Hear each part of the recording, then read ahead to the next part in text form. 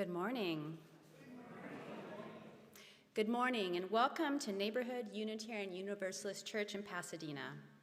Welcome to all members, friends, and guests. My name is Kim Hayden, and I am currently serving as your president of the Board of Trustees. And I'm pleased to serve today as your worship associate. Neighborhood Church creates and grows an inclusive community of faith connected by love, spirit, and service. We acknowledge our presence on the ancestral and unceded territory of the Gabrielino Tongva peoples, the traditional caretakers of the lands and waters of this campus. With respect for the rights and wisdom of indigenous people, we acknowledge our harmful colonial histories and commit to decolonizing our own practices, to learning new ways of being in community with each other and with the land itself. Today's service is led by Jenny Zappola with Ellen Rosenblatt, Tiffany Lantello, Michael Fausto, and accompanied by Wells Lang. Please take a moment to silence your services as we begin our service. Families with young children are always welcome in the sanctuary, and there is additional seating in the entry foyer of the narthex. We've got one brief announcement. Chalice circles are forming now, and you can sign up today. These small groups will meet monthly over the course of the church year to create shared spaces for spiritual formation. Get more information on the patio today and over the next few weeks after the service. Let me tell you who Jenny is. I forgot that part. So Jenny Zappola. Jenny is a longtime member of this beloved community, and we know her well. She is also the newly ordained Reverend Jenny Zappola, so big.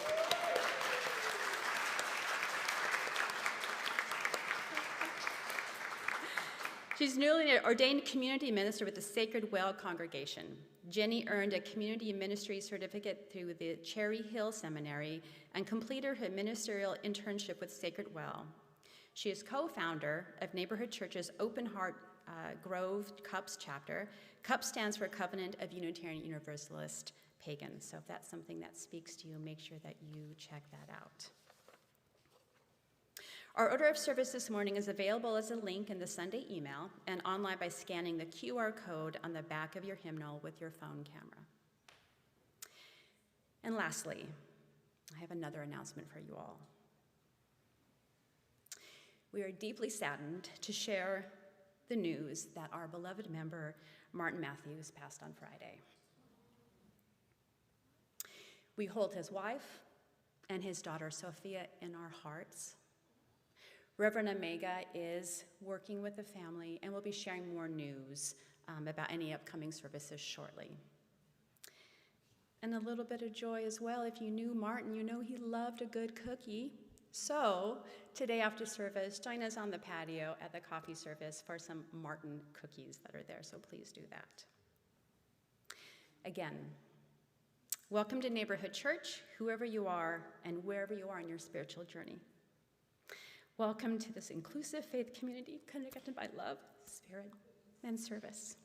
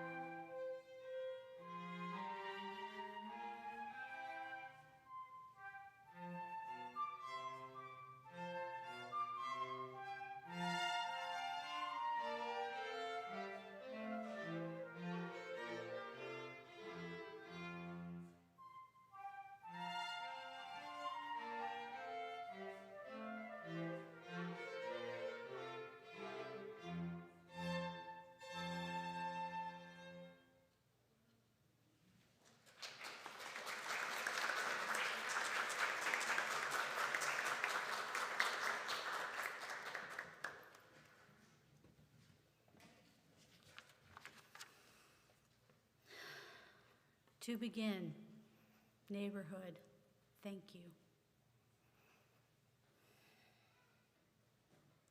My name is Reverend Jenny Zappola. You can call me Jenny. I go by she, her pronouns. I'm a short white woman in a white button-up shirt, happily nearing my 50s. My shoulder-length brown hair is pinned back, and I have my father's brown eyes framed by red-rimmed reading glasses. I'm wearing an emerald green ministerial stole with a cherry tree over my heart, the symbol of my alma mater, Cherry Hill Seminary. This morning, I'm worried. I'm sad. I feel angry. I feel powerless. There is a lot happening out there in the world, and I question whether a service about the heart would do any good. After some study and reflection, I concluded, I believe that whatever happens out there starts in here, in the heart. This concern for love is the foundation of our faith. Reverend Dr. Sherry Prudhomme wrote the following about the beginnings of the two movements, the Universalists and the Unitarians, that would later fuse into us, the Unitarian Universalists. She writes, the great Universalist heresy, the one that so threatened evangelical and Calvinist groups in New England in the late 18th and early 19th century, that they vehemently opposed it, denying universe preachers access to their pulpits and to positions of public power, was that the nature of God is love. This love, embedded in the fabric of the universe, was strong, nurturing, and inclusive. It would not let go of anyone, ever. She continued, following a similar thread, the early Unitarians in 19th century New England held an understanding of religious life as one of growing the soul towards likeness to God, whom they all understood as loving. They understood love as one of the capacities of the soul inherent in every human being. They did not suggest their parishioners should remove themselves from society in lives of contemplation and prayer, but rather that they unfold the divine likeness within themselves through the daily activities of living. One of our activities of living is lighting the chalice. Molly Work of the Young Adult 20s and 30s group will light our chalice today.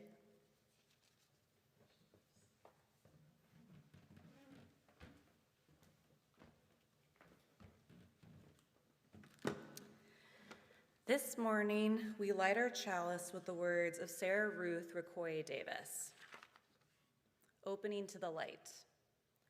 We light this chalice with an open heart. We light this chalice with resolve. We light this chalice with tears still fresh on our cheeks. We light this chalice in hope, a tiny flame we nurture. We light this chalice with reverence for this place, for these people, for this time. We light this chalice with all our souls longing to be who we are, to be who we will become, and to be ourselves. We light this chalice in self-love, in giving love, in holy love.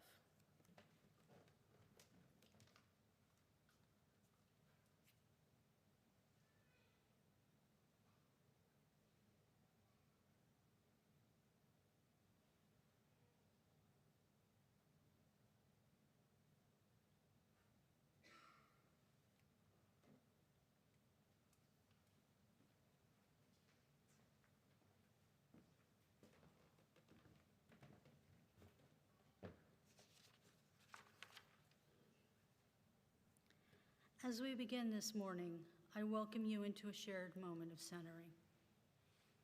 I invite you to take a gentle breath and find yourself in this space, in this time, together. Rest comfortably, perhaps placing your feet on the ground, perhaps placing your hands where they feel relaxed and open. Breathe and relax. Consider closing your eyes or relaxing your gaze. Feel the roots of the earth supporting you, centering you, soothing you. I invite you to place a hand on your heart, into your heart center. Breathe deeply. Exhale. Breathe deeply into your heart center and relax. Simply breathe. Let us share a moment of silence.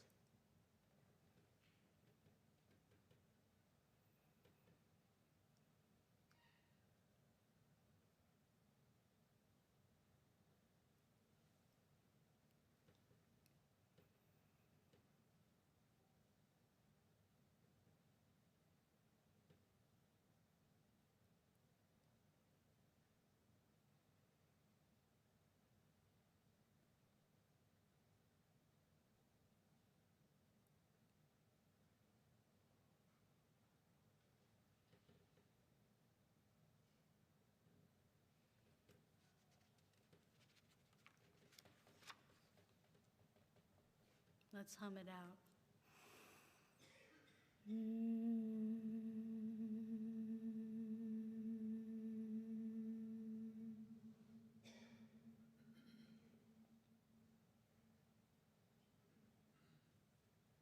I invite you back into this space if you have wandered. Wiggle your toes. Wiggle your fingers. Wiggle your nose. Opening your eyes, perhaps welcome a smile into your heart. Perhaps share a smile with your neighbor. Good morning.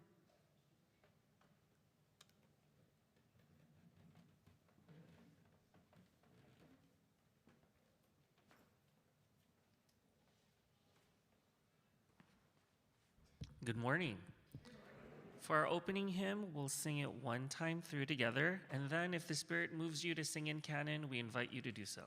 Please rise in body or in spirit and join in singing number 1013 in your teal hymnal, Open My Heart.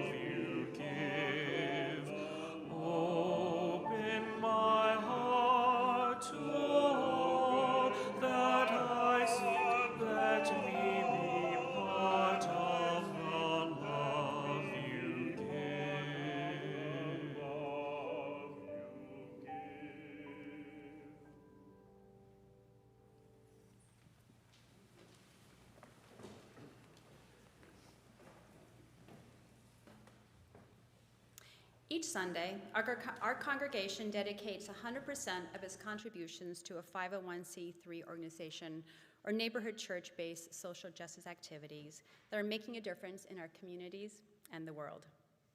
You can donate in one of two ways. You can use your cell phone to donate by texting the number on the screen, or if you prefer to donate in person, put your donation in one of the designated boxes during the music or after the service. There's a box here in the front, there's one in the back middle row, and there's also one in the narthex or the lobby area. You can rise during the music to put your donation in the box if you wish. Please extend help to those around you who may need assistance reaching the donation boxes. If you wish to make a payment towards your pledge or contribute to church operations, make a note in the subject line or use one of the envelopes next to the donation boxes. This week, our gifts will support the neighborhood music program, which is perfect talking about heart and soul today. Here to tell you a little more is Ellen Rosenblatt.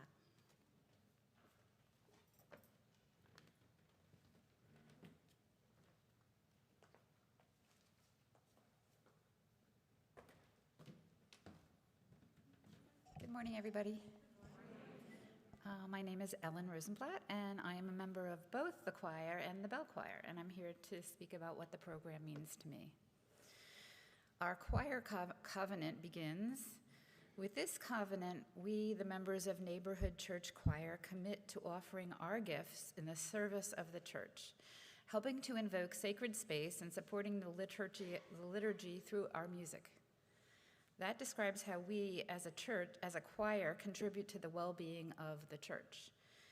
Speaking for myself, the choir and the bell choir also contribute to my personal well-being in many ways, including, most of all, developing community, or providing community for me, developing my singing voice, which started out not so high, and it has improved with the guidance of professional musicians, such as those we have here. It's also an outlet to play my flute occasionally, even though I'm not a professional musician, and I appreciate that. It's a safe place which follows our Unitarian principles, such as communicating effectively and being respectful to one another. I had to take half a year off from the choir due to a long commute after the fires. I was living with my aunt in Tarzana, and my mental health did suffer a little bit. Now I've moved to a rental which is closer, and I can return in the fall, and I'm really looking forward to that. Along with supporting our day-to-day expenses, money raised today will be used towards funding a chamber orchestra for the Christmas and/or Easter services, and a possible return to New York to sing at Carnegie Hall again in the spring of 2027. So how do you get to Carnegie Hall? You practice and you raise money.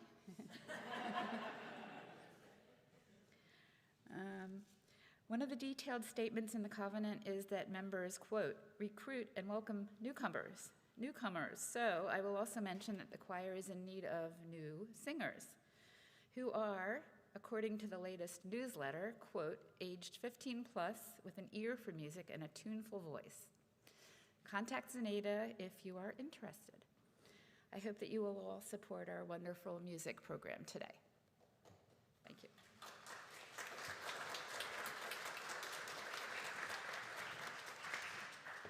Thank you, Ellen, and thank you to all of our musicians. And if we need a tuneful voice, I guess I'm out of being in that choir. Thank you to everyone for giving generously.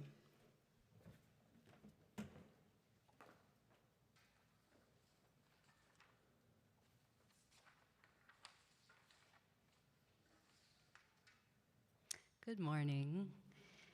This is the first performance of this song from an original musical written by my friend Migueli. It is sung by a character who is an immigrant who has recently come to Ellis Island at the turn of the century, 1900s, and is of course struggling in the face of discrimination, while also knowing she cannot go back home to the life she once knew.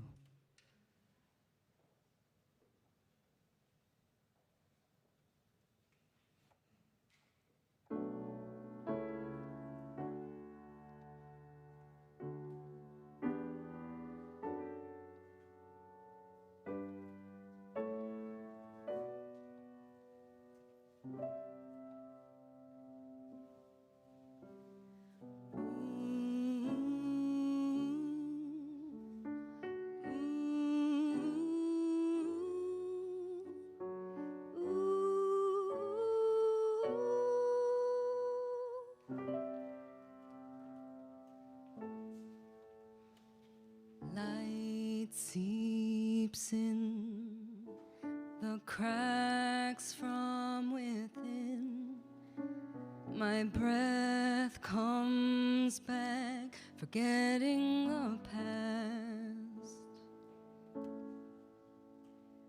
Sun beats down, reflects on the ground, lights my face, shadows no longer found. And though my heart beats fast, I'm never going back.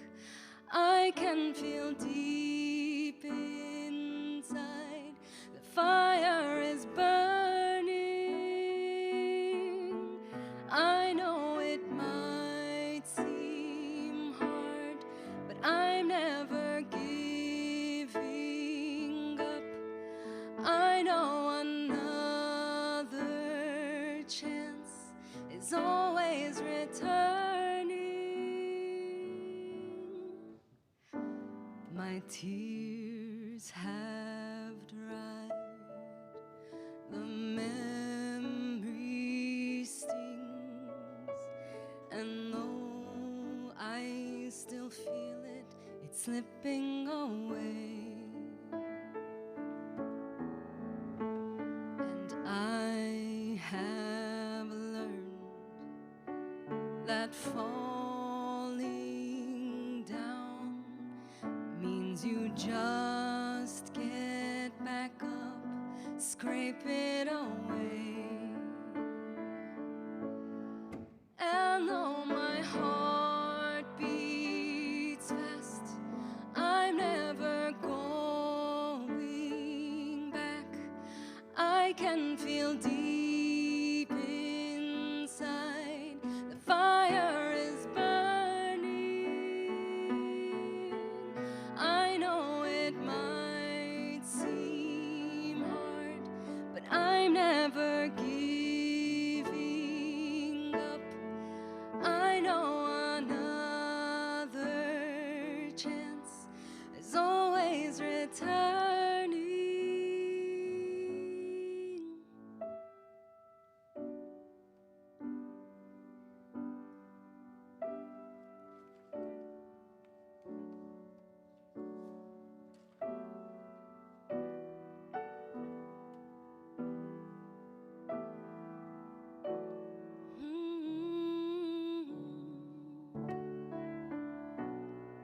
The life I knew might be over, but I can't keep looking over my shoulder. I only wanna see what's ahead of me. I want a life where I can be free. I'm never going back. I can feel deep inside the fire is burning. I know it might seem hard, but I'm never giving up. I know another chance is always returning.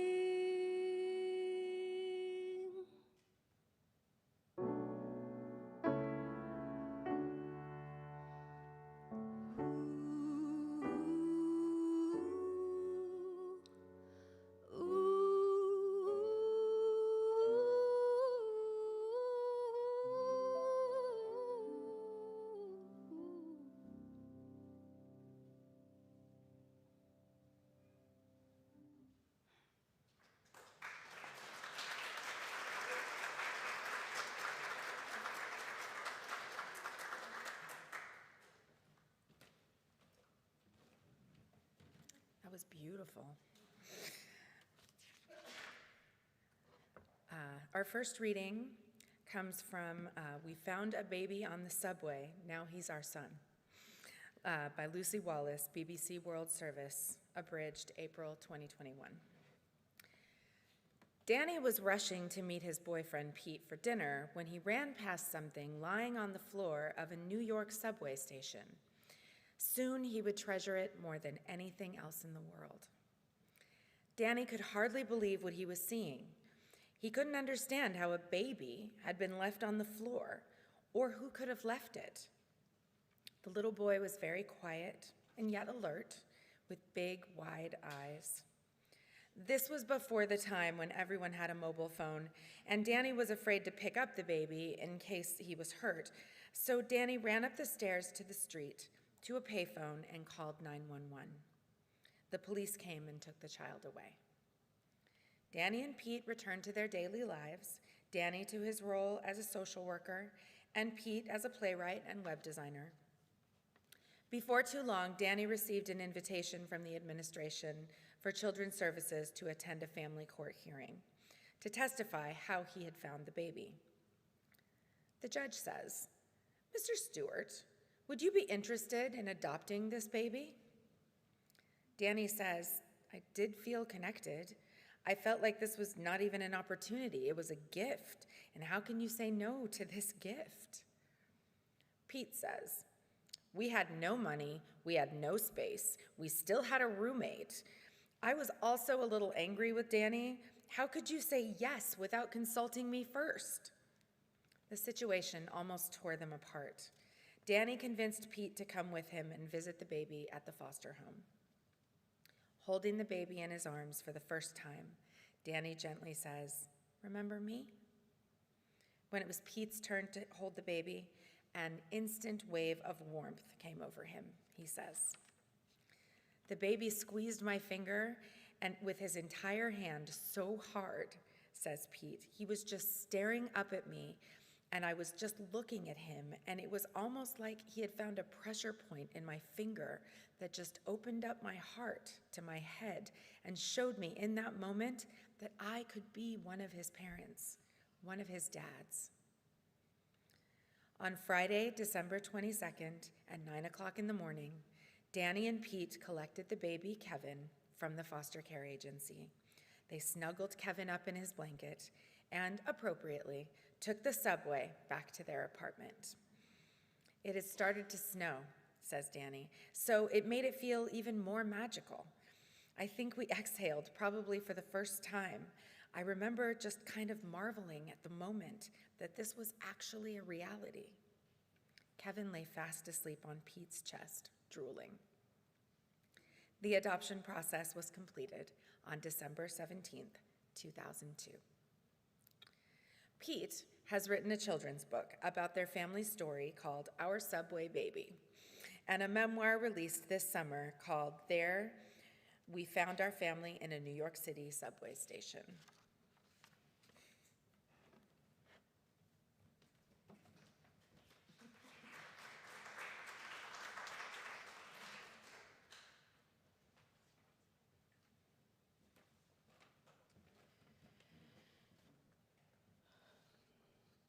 The piece that I'm reading today is from poet and performance artist Andrea Gibson, someone who has been a profound influence on my life and spirit for years. Andrea wrote 7 books, served as Poet Laureate of Colorado, and performed as a spoken word artist. The new documentary, Come See Me in the Good Light, features Andrea and their wife Meg Falley's relationship, as well as Gibson's experience with ovarian cancer. Originally diagnosed in 2021, they learned their cancer became incurable about 2 years ago. After they got this news, Andrea said, "My greatest joy right now is helping others fall in love with this brief and extraordinary life. This is how the worst day of my life became the best. When I realized the storm was inevitable, I made it my medicine. Took 2 snowflakes on the tongue in the morning, 2 snowflakes on the tongue by noon. There were no side effects, only sound effects. Reverb added to my lifespan, an echo that asked, what part of your life's record is skipping? What wound is on repeat? Have you done everything you can to break out of that groove? By nighttime, I was intimate with the difference between tying my laces and tuning the string section of my shoes, made a symphony of walking away from everything that did not want my life to sing. Felt a love for myself so consistent, metronomes tried to copyright my heartbeat. Finally understood I am the conductor of my own life and will be even after I die. I, like the trees, will decide what I become. Porch swing, church pew, an envelope that must be licked to be closed. Kinky choice, but I didn't close. I opened and opened until I could imagine that the pain was the sensation of my spirit not breaking, that my mind was a parachute that could always open in time, that I could wear my heart on my sleeve and never grow out of that shirt, that every falling leaf is a tiny kite with a string too small to see, held by the part of me in charge of making beauty out of grief.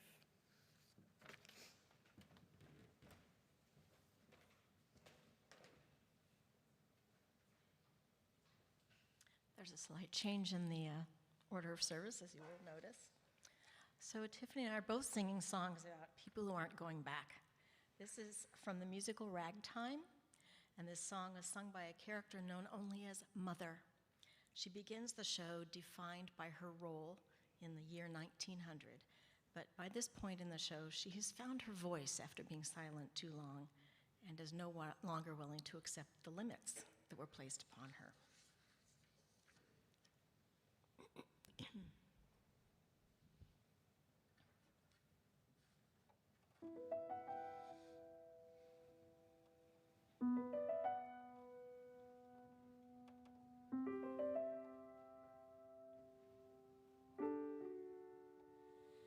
There was a time our happiness seemed never ending.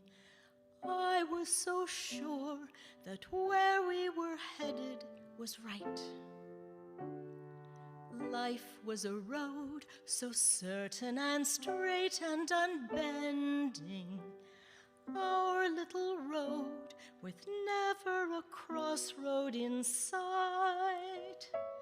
Back in the days when we spoke in civilized voices, women in white and sturdy young men at the oar.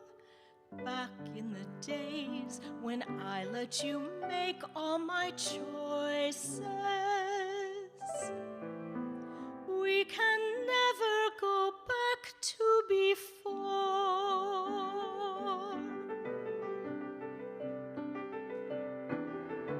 There was a time my feet were so solidly planted. You'd sail away while I turned my back to the sea. I was content, a princess asleep and enchanted. If I had dreams, then I let you dream them for me. Back in the days when everything seemed so much clearer, women in white who knew what their lives held in store. Where are they now, those women who stared from the mirror? We can never go back to before.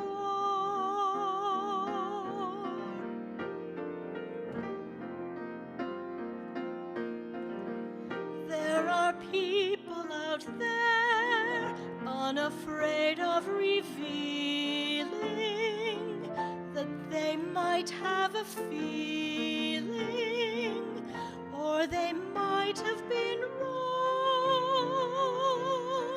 There are people out there unafraid to feel sorrow, unafraid of tomorrow, unafraid to be weak,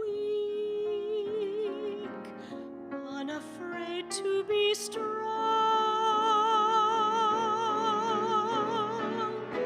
There was a time when you were the person in motion. I was your wife, it never occurred to want more. You were my sky, my moon and my stars and my ocean. We can never go back to before.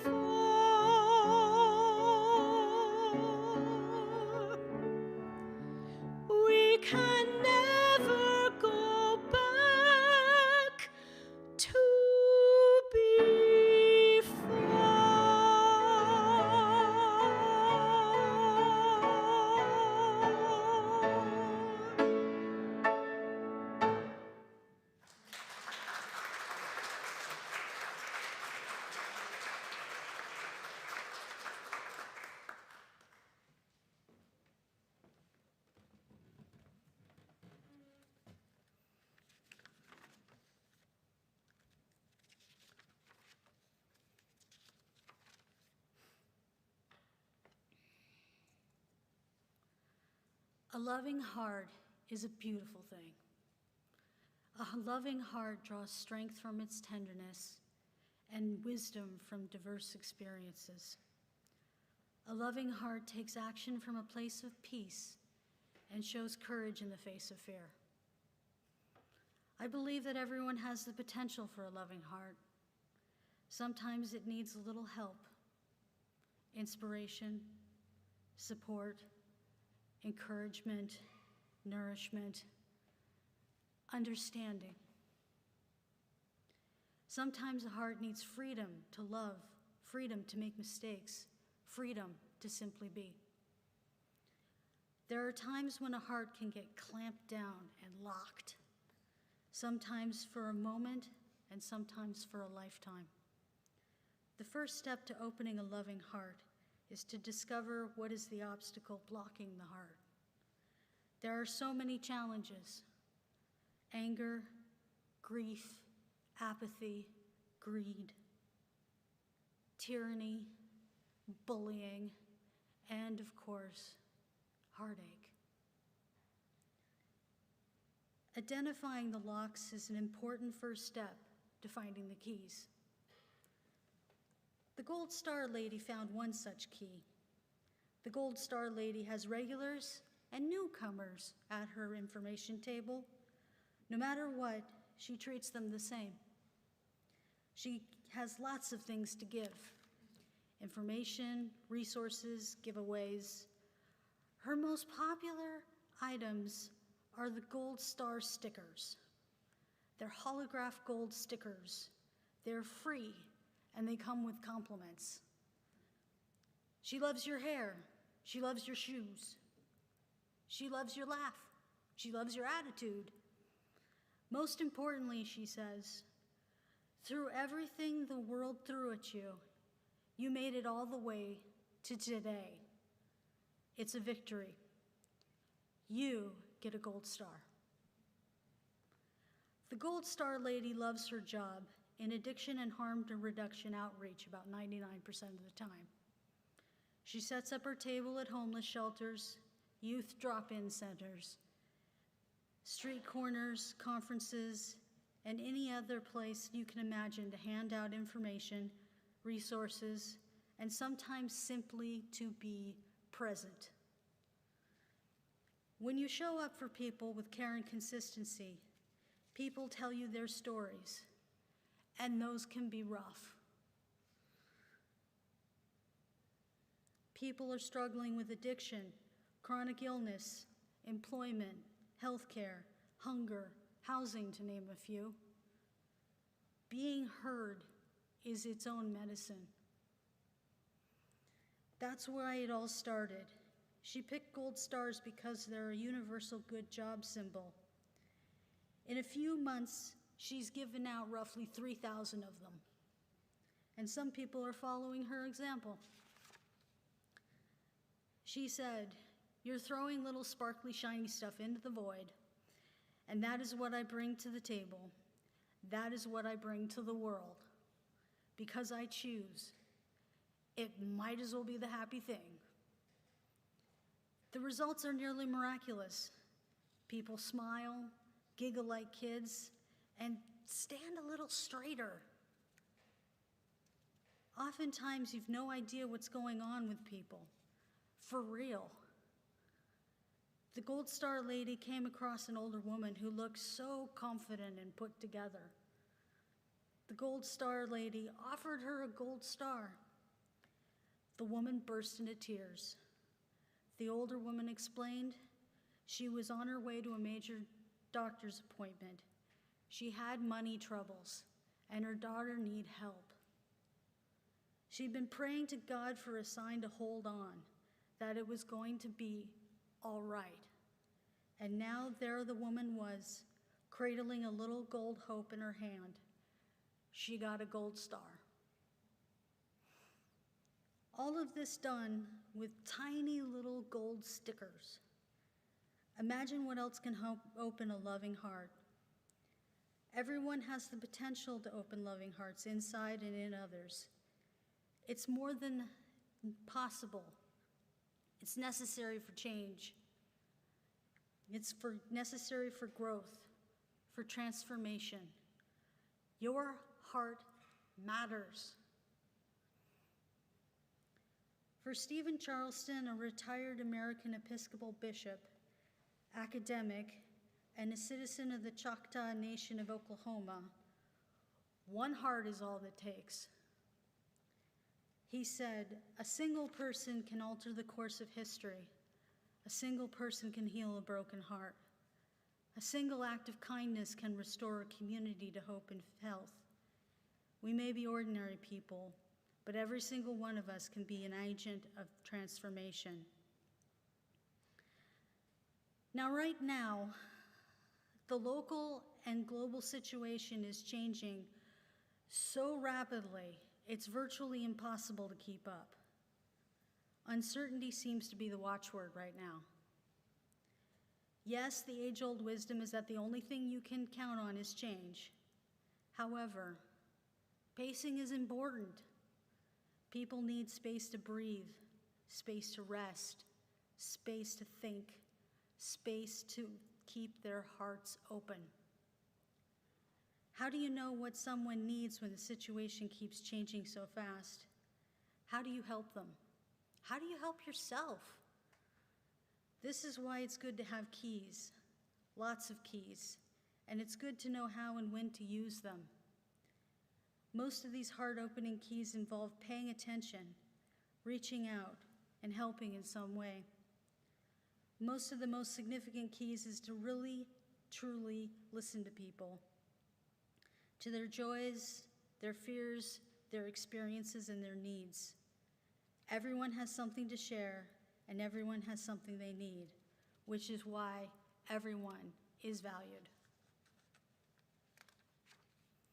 Let's consider some ideas, even the so-called small ones, to help yourself and others engage with people in the world with compassion. Now, there are lists about where, when, and how to help being distributed online and out there throughout the community. Reading these lists can be overwhelming.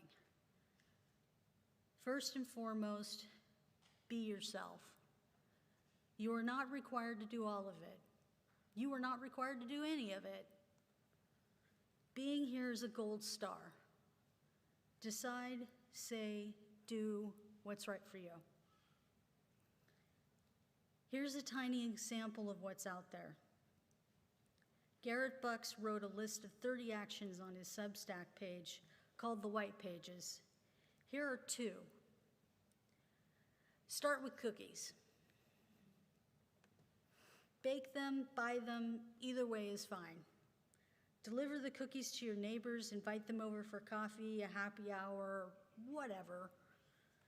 The topic of discussion is this: who in your life are you most worried about right now, and what support do they need? As neighbors, brainstorm. And while you're at it, consider each other too. What do you need? How can you help each other? If you're a parent, send a letter to your kids at school. Tell them thanks, and then ask how you can help. I'll add that if you're not a parent, consider doing it anyway.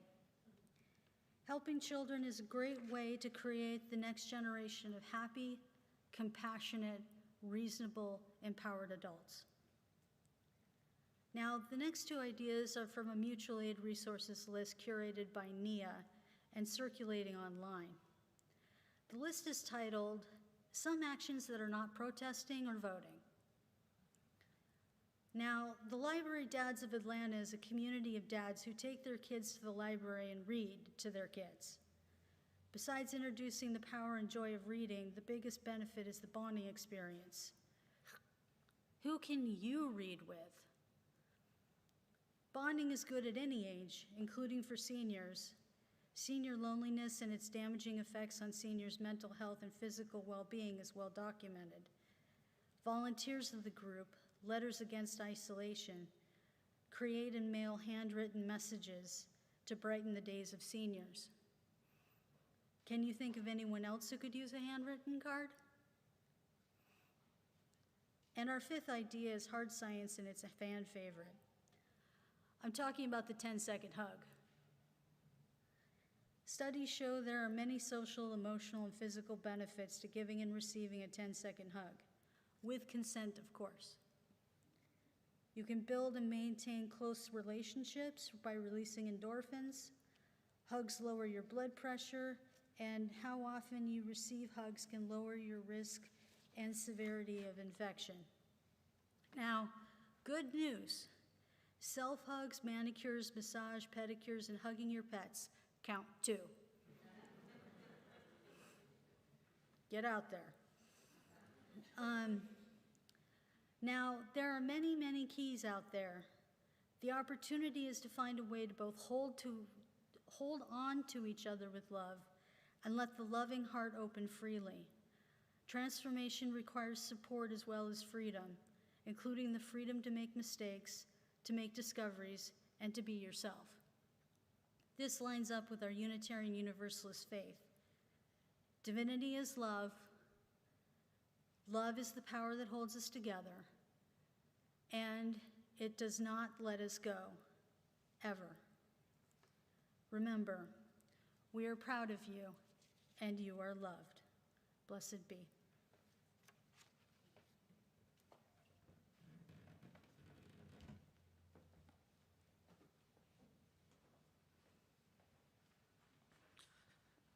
Our closing hymn is number 86 in our gray hymnal, Blessed Spirit of My Life. Please rise in body or in spirit and join in singing our closing hymn.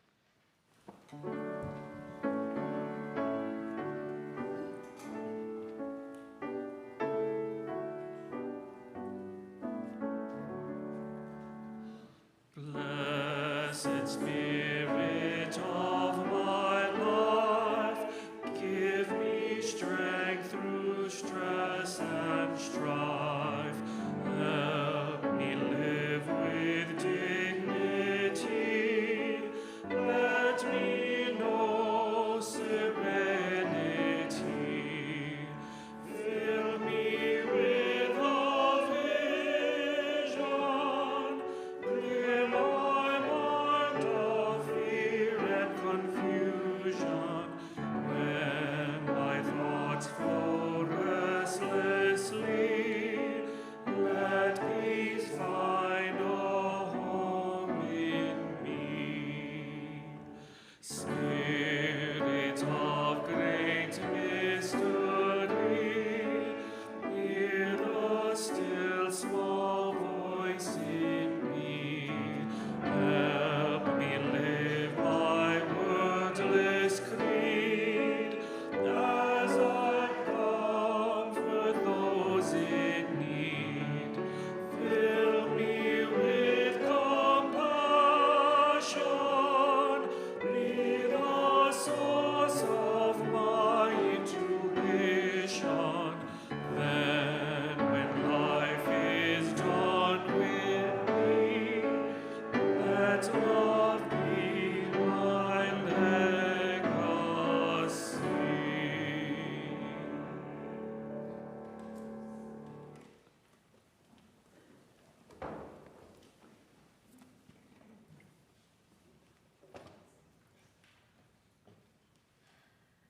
For today's benediction and extinguishing the chalice, we have a treat and we have a blessing. First, the treat. Gold stars for everybody.